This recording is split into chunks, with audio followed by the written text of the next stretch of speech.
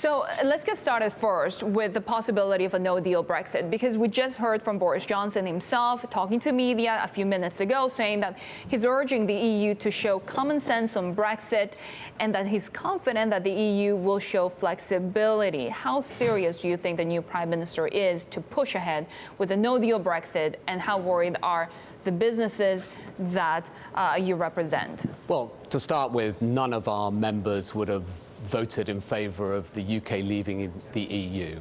This is not a popular move for businesses in the UK or indeed US businesses that are active in the UK.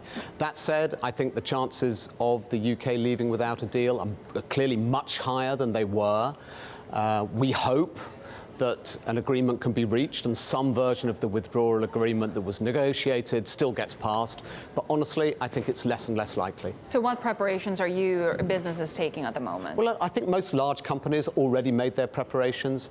I mean, financial services industry, for example, they were forced to make no-deal preparations in time for the March 29th deadline by the Bank of England, and they all did it. So for a lot of large companies, in effect, Brexit has already happened. The key problem is with manufacturing businesses, people who make things and have complex supply chains across Europe, but are making things in the UK.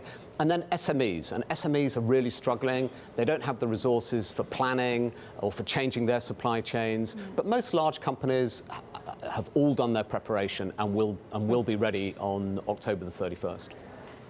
Of course, Duncan, for both Canada and the U.S., there's an opportunity in a Brexit, and that is to reinforce free trade with the U.K. In terms of U.S.-UK free trade, I mean, we have a very kind of anti-trade environment going on in America in some ways right now. Are you optimistic that that's a path you'll go down? Well, look, I think there's clearly a huge increase in the intensity by the UK government towards relationships with both Canada and particularly with the USA. You can see that this week. Two senior cabinet ministers are in Washington this week, the Foreign Secretary and the International Trade Secretary, Liz Truss, who will be in New York, in fact, tomorrow, where we'll bring a delegation of our members to talk with her tomorrow morning. So there's a huge focus from the UK government to embrace the warmth that has come out of the White House towards a potential deal post-Brexit. We'll see. It's difficult to get it done, though, of course.